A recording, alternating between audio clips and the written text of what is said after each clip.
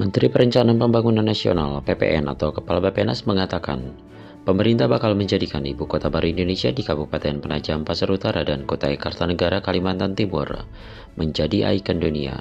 Salah satu caranya dengan mempercantik kawasan Teluk Balikpapan.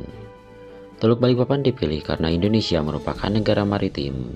Untuk menunjukkan bahwa Indonesia negara maritim dan negara kepulauan, dengan memiliki laut yang sangat indah, maka Teluk Balikpapan akan dioptimalkan menjadi daya tarik ibu kota baru mendatang. Teluk Balikpapan memiliki pesona keindahan yang sangat luar biasa. Pemerintah pun akan mengeksploitasi Teluk Balikpapan dengan mempercantik wajah ibu kota negara baru di Kalimantan Timur. Keberadaan teluk tersebut diharapkan akan memperlihatkan identitas Indonesia sebagai negara maritim yang sangat indah.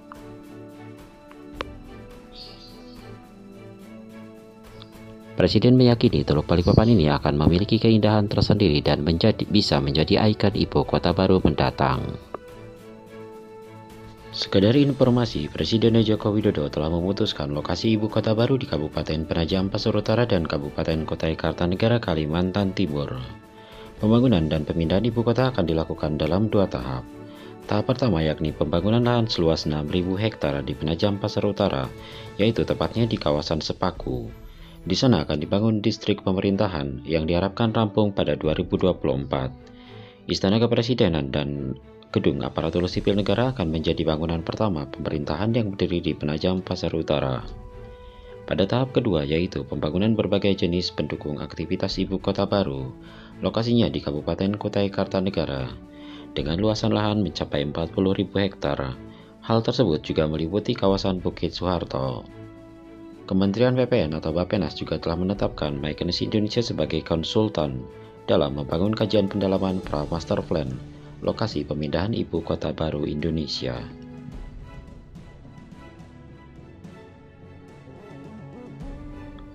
Ibu kota baru di Pulau Kalimantan akan didesain lebih ramah lingkungan. Kekhawatiran banyak pihak tentang pelestarian hutan dijawab dengan pembangunan berkelanjutan. Justru kawasan yang rusak akibat pertambangan dan penambangan hutan akan dijauhkan kembali. Konsep yang akan dipakai untuk ibu kota baru mendatang adalah City in the Forest. Ibu kota baru juga akan dibangun dengan drainase yang sangat baik, sehingga bebas banjir. Air tanah tidak akan dimanfaatkan untuk kebutuhan warganya sehingga tidak akan terjadi penurunan tanah seperti di Jakarta. Menteri Pekerjaan Umum dan Perumahan Rakyat mengatakan, saat ini pemerintah telah menjalankan tahap kedua yaitu membuat kriteria desain untuk prasarana dasar, termasuk di dalamnya adalah jalan, drainase, waduk air bersih, transportasi, seperti kereta api dan juga listrik. Baru setelah itu ketiga desain akan menyusul yaitu perkantoran dan perumahan.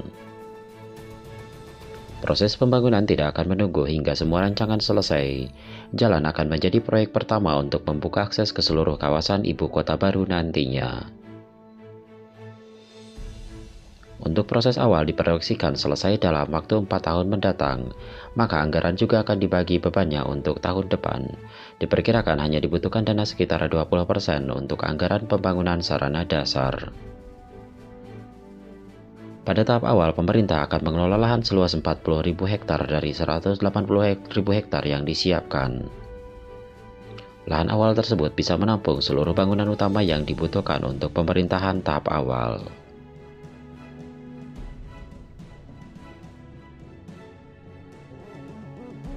Pembangunan awal untuk ibu kota baru ini akan dimulai pada 2021 hingga 2024 mendatang.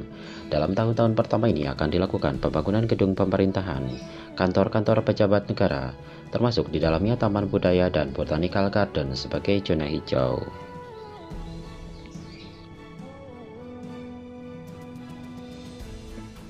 Tahapan selanjutnya akan berlangsung pada 2025 hingga 2029 mendatang.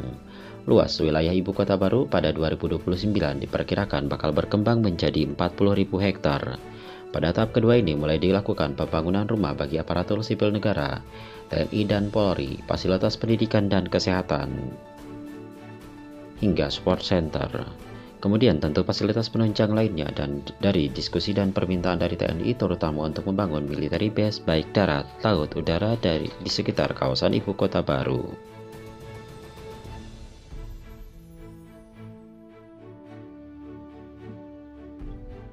Lebih lanjut, pemerintah saat ini telah mengambil banyak pelajaran penting dari proses pemindahan ibu kota yang dilakukan oleh negara-negara lain. Sejumlah negara lain telah melakukan pemindahan ibu kotanya, di antaranya adalah Korea Selatan, Brasil, Malaysia, dan Australia. Ia menyebutkan bahwa pemindahan ibu kota negara-negara tersebut memiliki plus minus masing-masing. Pemerintah tentunya telah melakukan kajian-kajian negara. Lokasi ibu kota baru yang paling ideal adalah sebagian di Kabupaten Penajam Pasar Utara dan sebagian di Kabupaten Kutai Kartanegara. Presiden Joko Widodo mengatakan masyarakat tidak perlu khawatir mengenai pendanaan ibu kota baru nantinya, karena tidak akan membebani anggaran APBN. Hal tersebut disampaikan Presiden Joko Widodo dan Menteri Keuangan Sri Mulyani di Istana Negara Jakarta. Sri Mulyani mengatakan pendanaan tidak akan mengandalkan APBN dan akan diupayakan lewat skema pengelolaan aset negara di Jakarta. Sisanya dari kerjasama pemerintah dan badan usaha serta investasi pihak swasta. Sehingga tidak akan membebani anggaran APBN apalagi di tengah kondisi ekonomi Indonesia yang terdampak akibat pandemi COVID-19 yang sedang melanda dunia.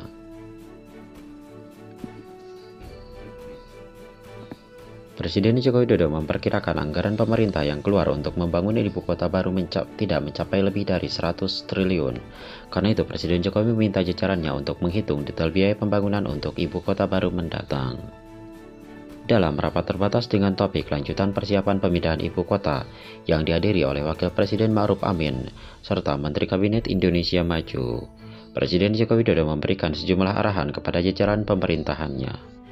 Arahan pertama berkaitan dengan legitimasi dan regulasi-regulasi untuk mendukung persiapan ibu kota baru mendatang, agar segera diselesaikan dan diserahkan kepada DPR. Kedua, Presiden Jokowi meminta agar masalah terkait kelembagaan dapat segera diselesaikan, sehingga hal-hal yang berkaitan dengan pemindahan ibu kota bisa dikerjakan oleh lembaga yang dibentuk oleh Badan Otorita Ibu Kota. Ketiga, terkait dengan lahan yang dipersiapkan yaitu mencapai 256.000 hektar, ditambah dengan lahan cadangan untuk pengembangan ibu kota baru yaitu mencapai 410.000 hektar. Keempat, terkait dengan skema anggaran, infrastruktur dasar nanti akan dikerjakan Kementerian Pekerjaan Umum. Kemudian untuk klaster pemerintahan yang berkaitan dengan istana dan gedung-gedung pemerintahan juga akan dikerjakan oleh pemerintah. Cantik Teluk Balikpapan, pemerintah juga akan mendesain istana kepresidenan di ibu kota baru dengan ciri khas Indonesia. Hal tersebut tentu berbeda dengan desain istana negara yang ada di Jakarta yang mengadopsi model kolonial. Tak hanya itu, pemerintah juga akan membuat ibu kota baru Indonesia menjadi kota pintar atau smart city dengan mendorong pemakaian teknologi paling terbaru. Pemerintah akan mendorong tata kelola pemerintahan dan perkantoran yang padat akan teknologi.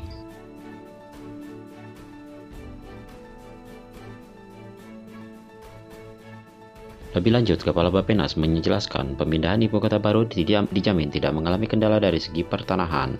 Meski demikian, pembebasan lahan tetap harus dilakukan untuk menunjang konektivitas antar kedua kota besar yang akan mendampingi ibu kota baru nantinya, yaitu Kota Balikpapan dan Kota Samarinda. Kementerian Pekerjaan Umum dan Perumahan Rakyat menegaskan infrastruktur yang bakal dibangun lebih awal adalah infrastruktur dasar mulai dari jalan raya, bendungan, hingga sarana air bersih. Di sisi lain, Gubernur Kalimantan Timur Islan Nur mengatakan, lokasi persis ibu kota baru berada di Kecamatan Samboja, Kabupaten Kutai Kartanegara dan Kecamatan Sepaku di Kabupaten Penajam Pasar Utara. Dua kecamatan itu lebih dikenal dengan kawasan Bukit Soeharto, Kalimantan Timur. Bukan tanpa alasan, kedua wilayah tersebut dipilih menjadi lokasi ibu kota baru nantinya berdasarkan kajian yang dilakukan oleh Kepala Bappenas.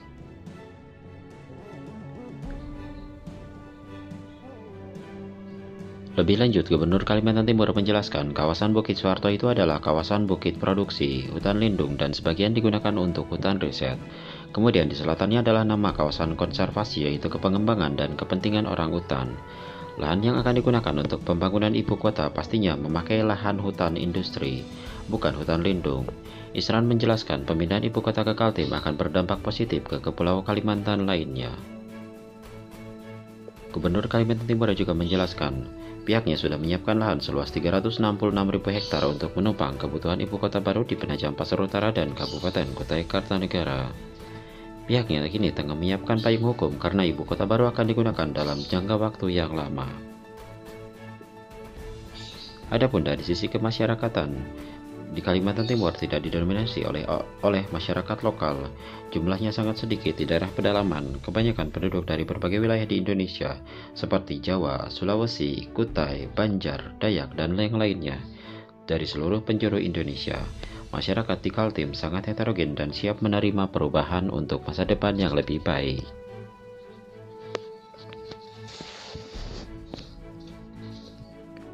Lebih daripada itu, tim dari Urban Plus selaku pemenang desain sayembara ibu kota baru yang berkonsep negara rimba Nusa mengatakan, tim yang terdiri dari berbagai ahli landscape, arsitek, dan yang lainnya dari dalam dan luar negeri membuat konsep yang tepat dengan lokasi yang akan menjadi pengganti Jakarta itu, yakni hidup berdampingan dengan alam. Konsep yang diusung terinspirasi dengan identitas Nusa dan bangsa Indonesia, maka bangunan dan semua infrastruktur pendukung pusat pemerintahan itu akan digagas berdampingan dengan kekayaan alam dan hutan belantara Kalimantan. Kalimantan merupakan wilayah hijau dan menjadi bagian dari paru-paru Indonesia dan juga dunia, sehingga kehadiran ibu kota negara harus tetap menjaga keseimbangan alam.